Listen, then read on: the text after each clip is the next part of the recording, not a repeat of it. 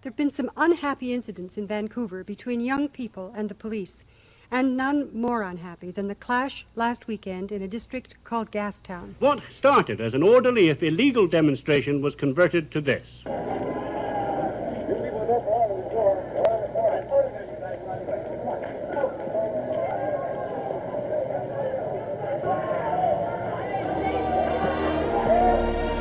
Just quieten down, baby. Per capita export value. Library! Minister, are you embarrassed by your behavior today? There's a lot of bleeding hearts around. Do you have the fortitude or the gonads to stand up and come across here and say that to me, you son of a bitch? Just watch me. He certainly went too far, Mr. Speaker, when I saw him stick his tongue out. Contemptuous disregard. More than a slab of bacon talking here. The disappointment you also feel is my responsibility. I lost my temper. What is the nature of your thoughts? The word was FART.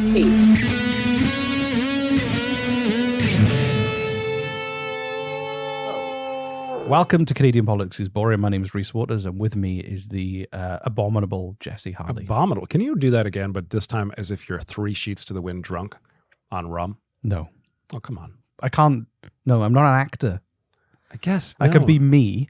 Right. I'm like... Should I just go get some rum? I'm like Will Ferrell. I can be Rhys in any situation. Will Ferrell is consistently Will Ferrell, and that's enough for me. I just hope I'm enough for everybody else. So. Just hope you're enough for you, Jesse. So we before we get into the main episode. Well, hold on. Welcome. Before we get into the main episode, what's our episode? What's our show about?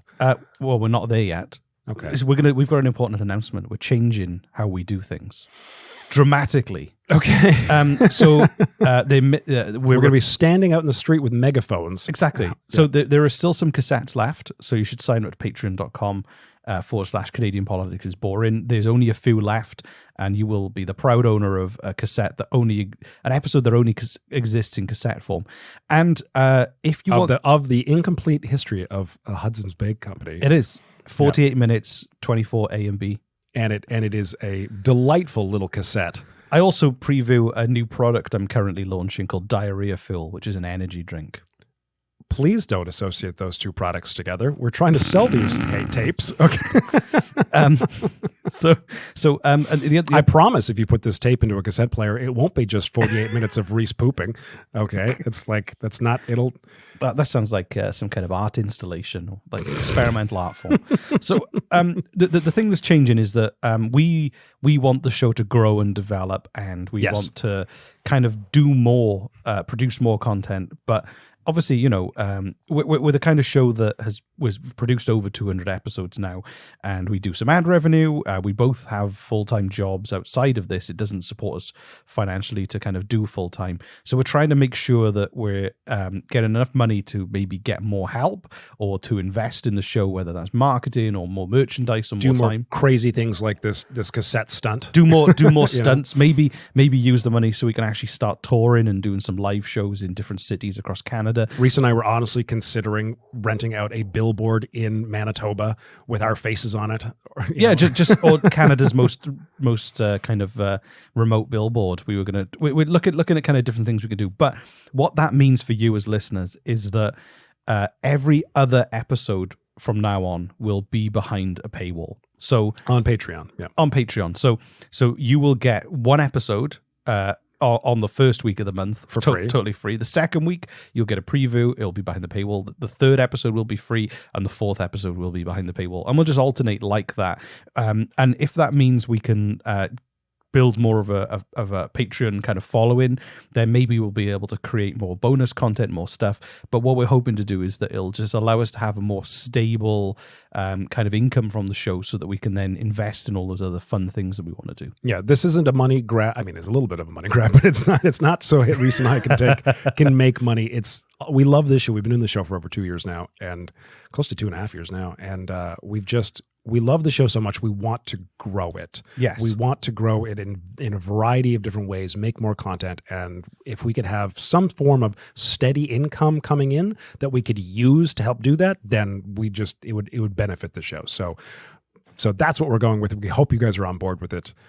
You guys, we've got a lot of loyal listeners with us. So and even if you can't afford the Patreon, you still have 2 episodes a month. That's right. So you'll still be able to listen to us bi-weekly. And if you are lucky enough to be able to afford $7.50 on patreon.com, then that'll be amazing. You'll still get to have us every week. And we just really want to be able to keep going with our busy lives and everything, and kind of make sure that we're still doing really good episodes, and that everyone's getting just good entertainment, I guess. So that's our big news. We hope you're on board. If you're not, send us an angry email. We'll read it, maybe on the air. And also, there's over 200 legacy episodes that will always be available for free, which are the ones we've been producing over the last 2.5 years, which is a huge library of free content we made just for you, at no cost to you. So I hope you can understand that it's important to us that we can invest back in the show and help it grow more. Typically, every time we've made some money, we've put it back into more marketing or more production. So we want to kind of keep that going. So that's our goal. There we go. There we go. Admin over. Admin Yay, over. Boring That admin. only took us 5 minutes. There you go. What's the STD? Enter the slowly. Let's creep in. Let's dip our toes into the STD zone, the small talk dimension zone. By the way, dear listener, if you're new to this show and you'd like to know what the fuck all that was about, we are a political show, satire show, where Reese, who is an Welsh immigrant, loves fucking politics for some goddamn reason, decided to teach me, an apathetic Canadian, about my own country's political history and blah, blah, blah. I don't fucking care. 200 episodes later, it's got out of hand. Yeah. So, STD zone. STD zone, which stands for the Small Talk Dimension Zone. Yeah. Small Talk. I've just been very excited talking about these cassettes and showing people these cassettes. Everyone has the same reaction when they see the cassettes. They go, and they're like taking down a trip down memory lane of nostalgia. Right. And also we've had a lot of patrons reach out saying, because they're the ones who get the first batch of cassettes through, they are all very excited, and they're all scrambling to thrift stores and clearing out the attics of elderly uncles and family. Is that true? Honestly, people are saying, hey, I know my grandmother's got a cassette somewhere in her attic, and if I clear out for her, she said she could have it. She said I could have the cassette, so it's really cool. That's awesome. So I'm looking forward to getting videos and photos of the kind of things people are playing them on. There's going to be some pretty cool retro devices. Oh, I'd love to see some photos. Yeah, send us photos of your retro devices playing. If you have a cassette and you don't have a device, just find an old car, knock on the window in traffic, and just wave the cassette at them. I used to have... That might work. I used to have one of those cassettes with a cable you'd put in, and the cable would then plug into my CD player. Oh, yeah. I had one of those too. It's because I only had a cassette deck in my car, and I had a CD player. So then I'd have the CD player on the passenger seat, and then you go around a roundabout or around a sharp bend, you lose your CD player, skip the songs. People don't know they were born with the apps. Anyway, so this episode... Oh, sorry, Jesse, your life. Yeah, nothing's going on. No, yeah, thanks for asking. Yeah, no, I'm good. Yeah, no, let's... Fuck you and your life. Yeah, thanks for asking. Nobody What's going cares. on with me? Yeah, I like your new shirt. You're still wearing that shirt. Yeah, it's beautiful. Have you washed it since last week? No, I don't wash my clothes, Reese. You know, I can tell. Yeah. So it gets rid of my natural odor. Have you? We're going to go back in time 50 years. 50 years. I know. Right. Almost as old as you. Thanks, Reese. That's not true. To the Gastown Riots. Have you ever heard of the Gastown Riots? No. Do you know where Gastown is? I've been there. I'm gonna guess it's in Alberta, Vancouver. Oh, okay. It's in downtown Vancouver. It's Gastown. It's like a historic district of Vancouver. Okay. What's the title of this episode? The Gastown Riots. Okay, I should have guessed that. So I'm gonna paint a picture for you. On August the 7th, 1971, Frank Barazol, I think it's an Italian name, went for a walk in Gastown with his wife Sheila and his baby son Toby. When the family reached Carroll and Water Streets, they found 400 people milling around the corner, many smoking pot. A fake 10-foot-long joint was passed around as a prop, and there was chanting mocking Vancouver's anti-hippie mayor, Tom Campbell. And a trio of younger guys clambered up on a balcony at the Hotel Europe and mooned the crowd. Suddenly, 50 police arrived in riot gear, and four mounted police in front. The Vancouver police inspector, Bob Abercrombie, of Abercrombie and Finch fame, took out a bullhorn and ordered the crowd to disperse. The crowd ignored him. The police marched in, beating people with batons and riding crops. Vancouver Sun photographer Glenn Baglow was at the scene and captured the defining image of the Gastown riot. 2 policemen on horseback charging into the crowd on the sidewalk at Alexander and Carroll. In the middle of the panicking crowd is a terrified Frank holding his infant son close. Check out this image. Jesus. Black and white image, crazy chaos in the crowd, terrified dad clinging to a small child. Wow. So what happened? Why did this all happen? So it's just a bunch of guys smoking weed and then suddenly a fucking riot? There's a bit of, I'll give you the backstory to it now. So they escaped the mayhem by running up one of the streets, and they circled back around where their car was parked. But the crowd kind of followed them, and all the chaos followed them. And the cops were chasing people on their horses, and they had like this tiny little sports car, and they hid. They hid in the car, essentially. They were fine in the end. What happened? I don't understand. So just like it exploded out of nowhere for no reason whatsoever. So this article... This is because some people were smoking pot? So the Gastown riot was initially started by... There were articles in a newspaper, an alternative newspaper called the Georgia Straight, which... was basically talking about there was a lot of police action against drugs and drug users at the time in Vancouver. Okay. So even pot? Yes. So this was like an anti-pot kind of thing where there were lots of raids. There was a thing called Operation Dustpan, which I think is quite a good name for clearing up. But so there'd been a bunch of crackdowns by the mayor on hippie culture and the drug use within hippie culture in Vancouver. Okay, and this alternate crackdown on hippies. Exactly. So this newspaper, this alternative newspaper, the Georgia Straight, had said like, "Hey, let's do a protest and sit around and smoke weed and pass this giant." How many people were doing this protest? I just pictured it was like 3 or 4 people. No. It was hundreds of young people smoking weed on the side of a hill. Yeah, so at a protest. Okay. So the way you had painted it, in my mind, was that just a few people decided to smoke a joint, and then suddenly a fucking SWAT team shows up out of nowhere. No. So they'd kind of been sat around like that, but then hundreds of young people, the being described by the media as hippies. It was basically the law enforcement, the anti-hippie kind of system crashing with hippies in that moment. Wow. So they'd assembled in the square there, and they were just playing music and just hanging out and smoking weed. People who smoke weed in big groups tend to just sit around and listen to music and don't cause a lot of trouble, right? Compared to people in alcohol. You think about like the riots that have happened after hockey matches, fueled by beer. It's a very different scene. Yes. Yeah. The biggest problem that these guys run is that they run out of snacks, and they're saying that eventually it grew to about like a 2,000 maximum in the end, in the crowd who were there protesting. So they decided to clear the crowd. The police decided to clear the crowd because they'd received false reports that windows were being broken, which wasn't that wasn't true. So that's why he ordered everyone to leave within 2 minutes. He was like, "Hey, there's a ton of people blocking this street. We hear some windows have been broken. Everyone needs to get out." This is who said this? The police chief officer, okay. Inspector Abercrombie. Inspector Abercrombie, I know who killed the butler.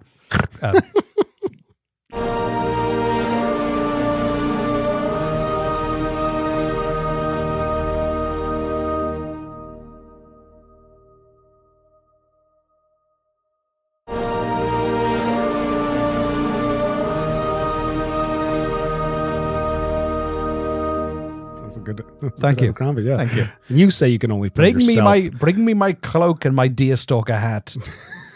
Just Inspector Abercrombie needs a fresh pair of pants and a fresh adult diaper. I must go for a walk. Anyway, Inspector Abercrombie, incontinent but always right. We've got a new show. An incontinent Victorian detective. Inspector Abercrombie is on the trail, and he leaves one.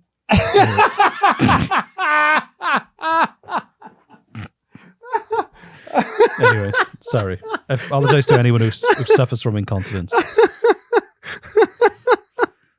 That's fucking horrible. So, Inspector Abercrombie. Sorry. Oh my God. Oh, that's gross. So fucking gross. That's gross. Okay. Sorry. So Inspector Abercrombie decided to clear the crowd. He ordered everyone to leave within 2 minutes, and they ignored him. So that's when he ordered the officers in. So according to a Vancouver Sun article on the 9th of August, 1971, from police reports and some eyewitness accounts, some of the things that happened during the riot were police officers on horseback drive people into doorways and pin them there while lashing at them with their riot sticks. Jesus. Another one, held by the hair and one arm, a screaming young woman is dragged for 100 yards over broken glass by 2 police officers. You spoke that way too cheerily. Take her to a wait-in paddy wagon.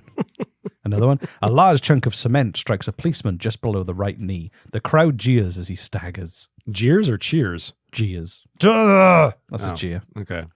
You got to read this a little bit more happily, a little more cheerfully. A young woman marches towards a group of police officers and shouts, "You might as well take me too." They comply. They shove her into the wagon, bent over so she almost touches her own toes. An officer shoves his riot stick into her seat, pushing her inside. Cut down by a blow from a riot stick, a young man slumps on the street. A weeping young woman kneels beside him. I would listen to the news if it was like this. Another youth is held down in a parking lot where he is struck 3 times by a policeman's stick. Another boy, his head bound with a bloody bandage, is loaded into an ambulance. A bottle sails out of the crowd and shatters between an officer's legs. He sprints into the crowd, raises his stick, but does not strike.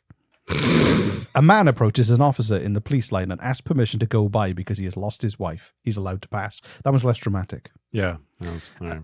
An elderly woman picks vegetables out of the shattered plate glass from a grocery store window. Mounted officers gallop down sidewalks filled with pedestrians, scattering them in all directions. Gangs of youths roam the streets within 6 blocks of Maple Tree Square, throwing rocks and bottles at police. The police wear no badges or identifying numbers on their uniforms. We've seen that before. It still happens today. Oh, yeah. They forget them. I forgot to put this patch on that allows you to legally identify who I am. There should be a huge, huge fine for that. Yeah. Police enter shops and restaurants to grab people out who have taken refuge from the streets. What? Several plate glass windows are smashed in the stores. Pools of blood lie in several places throughout Gastown. Jesus. Yeah. So 79 people were arrested and 38 were charged with various offenses. And there was an immediate public backlash. And newspapers filled their front pages with kind of details on the riot. So it was basically like, hey, hippies smoking weed having a protest. Police come in, huge amount of chaos and damage that happens. So what happened then was they actually had an inquiry, which people love. Governments love inquiries. We're going to get to the matter, the truth, what happened. Let's have an inquiry 3 years later when everyone's moved on. So it's fascinating, the whole like reallocation of funds for the police. I don't want to say defund the police because it's really about reallocating funds for the police. Defund is a really bad slogan. Yeah. Because it makes people go, why do they want to get rid of the police? And completely confuses it. Right, yeah, exactly. No, it's not about getting rid of the police. It's about just changing up how the funds are yeah.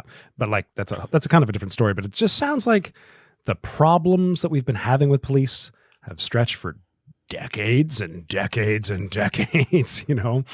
Like, I mean, it makes sense in the Wild West when there were roving bands of bank robbers with guns shooting the place up. You need other good guys with guns patrolling the streets. But exactly. Like, you don't really need that today. You know what I mean? Like, there should be like different.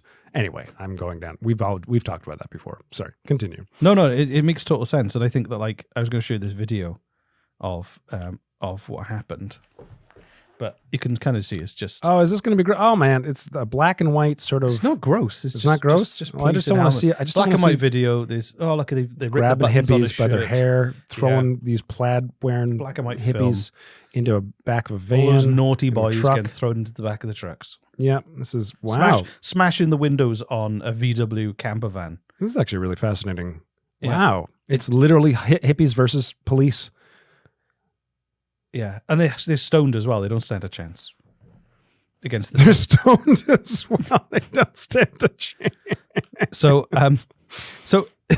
but also, you think it drives me. I hate. They always do these inquiries. Where did you? Can you put a link to that video in our show notes? Because that's a really fascinating video. I'll rip it off and I'll put it. Yeah, so you can just easy to view. Easier. Oh, okay. Okay. Yeah. But the thing that and they drive is look at the inquiry that's going on in Nova Scotia at the moment about the mass shooting. No. What was so it was 2 years ago. They're doing the inquiry and everything, and everyone is so angry at the inquiry.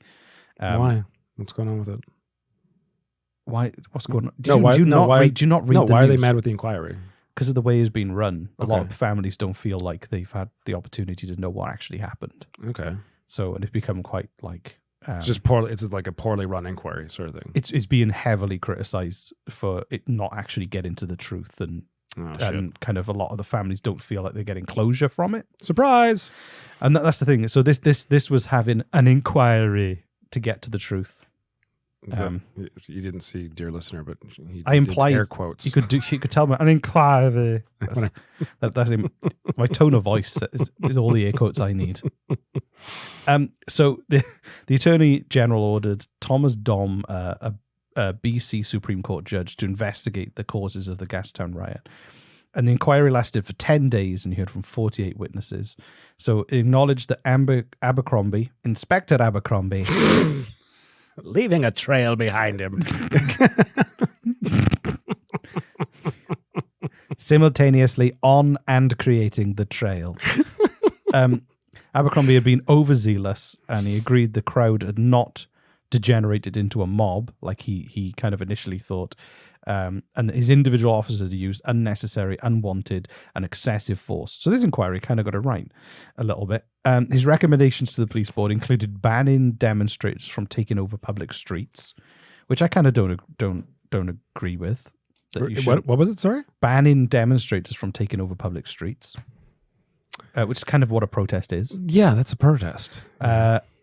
Training squads of police officers specifically for crowd control duty. So none of those officers were necessarily trained for crowd control. Of course not. They were just like, hey, grab a helmet and a big stick. And go beat the shit out of people. Anyone got a horse? I do. And Fred, bring your horse. And also for not like to change how they used horses for crowd control.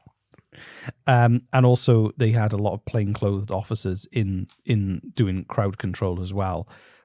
So to not use plainclothed police officers in crowd control, because that's confusing. Who's a protester? Who's a police officer? Right. But the BC Civil Liberties Association and other advocacy groups sought a deeper explanation.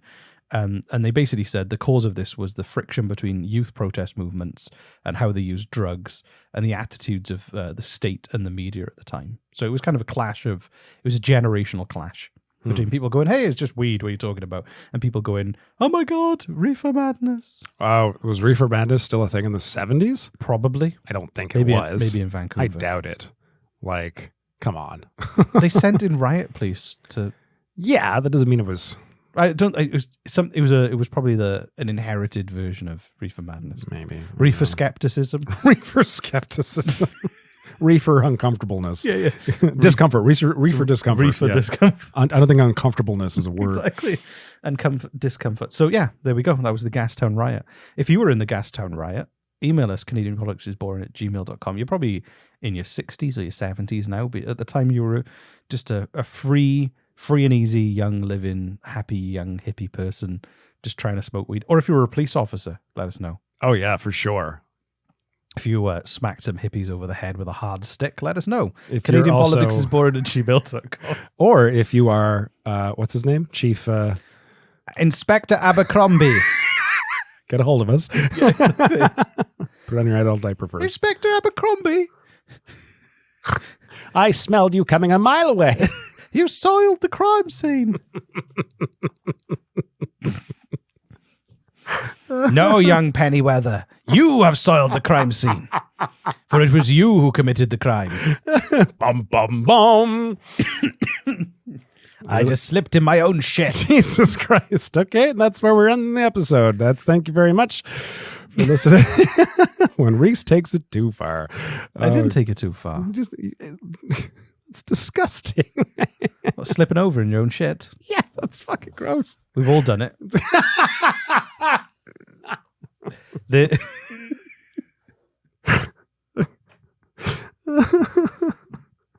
I want to cry. Oh my God. Okay. Call to action, Reese. Patreon.com/Canadian Politics is Boring. For $7.50, you will be able to access all of the episodes every week from now on. And we do hope that you understand. And if you're angry at us because you don't get to listen to us every week, I'm terribly sorry. But at the same time, we want to make this show better.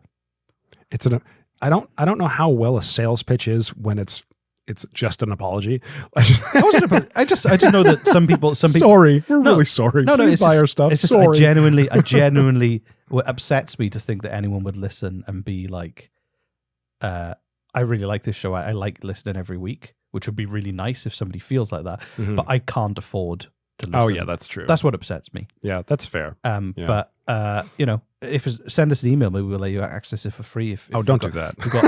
If you've got a really sad story and think you just, it's got to be a super sad story though. Really sad. Yeah. Like if you've only got 6 months left to live and no money, Jesus, and you want double the episodes until the end, then that's a good reason. I swear to God, I hope we are not like on a fucking Make-A-Wish. It's like I just want to listen to all the Canadian Politics is Boring. Like we better not be a wish. That'd be a horrible. Why would that be horrible? We can imagine being able to give somebody a horrible wish. I'm saying wish for something better, man. I know, but you don't know what people are into. I'm just saying it'd be sad if we were the wish. Okay, like it's like, do you want to go to Disneyland or listen to all of Canadian Politics is Boring? Yeah. I think that is sad, but if somebody values our content more than Disneyland, I doubt it, but. Jesus. Okay. Then I'm not going to judge them. This has been a depressing and gross episode. Why? And slipping in your own shit, beating hippies over the head, and Make-A-Wish wishes for our own. Yeah, this is so okay. I don't think it's going to happen though. That's the only reason I can joke about it is I don't think it's a likely thing to happen. Okay, that's fair. Yeah. Let's go back to Inspector Abercrombie slipping in his own shit. Fucking dripping down his pant leg as he bring my changing bag, Pennyweather. I solved the crime and I got too excited. We're really sorry, dear listener. Thank you for listening. See you next time, maybe. Hopefully. So imagine the quality content like this you could have.